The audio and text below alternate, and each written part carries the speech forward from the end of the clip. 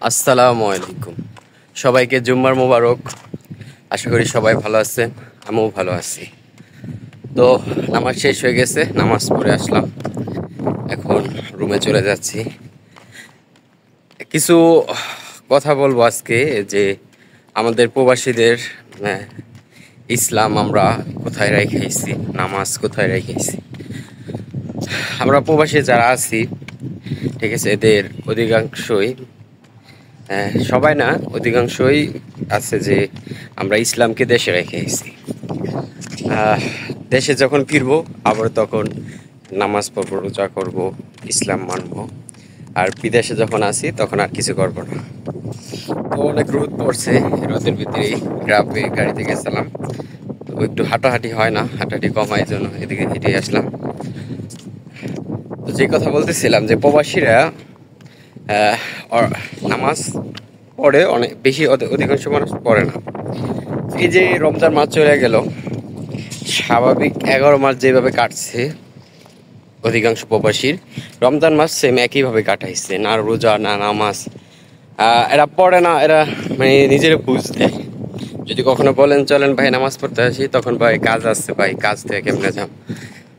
আমি বলি ভাই, কাজের জন্য তো আল্লাহ আপনারা পাঠায় নাই, আপনি পাঠাইছে আল্লাহর ইবাদত করতে। আর সেই ইবাদত ছেড়ে যদি আপনি কাজ করেন, তাহলে আপনি আল্লাহকে সেজদা দিলেন না, আপনি ওই কাজকে সেজদা দিলেন।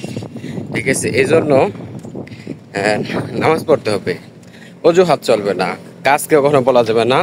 ঠিক আছে, নামাজকে বলা যাবে না কখনো কাজ আছে, কাজকে বলতে হবে নামাজ আছে। তো নামাজের সময় নামাজ পড়েন, বাকি সময় কাজ করেন।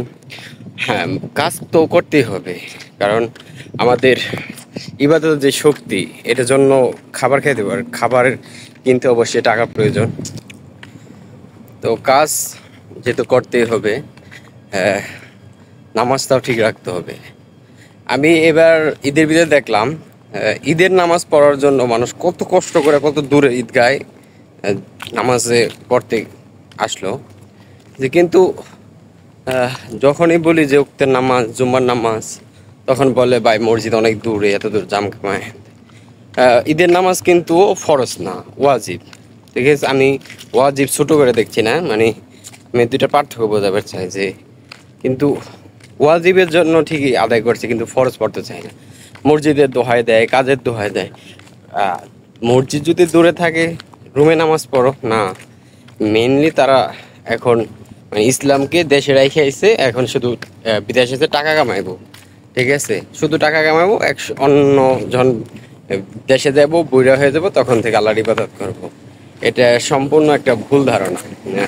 আমাদের নামাজ পড়তে হবে, নামাজ ছাড়া উপায় নাই।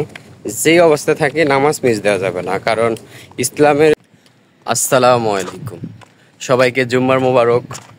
আশা করি সবাই ভালো আছেন, আমিও ভালো আছি। তো নামাজ শেষ হয়ে গেছে, নামাজ পড়ে আসলাম, এখন রুমে চলে যাচ্ছি। কিছু কথা বলবো আজকে, যে আমাদের প্রবাসীদের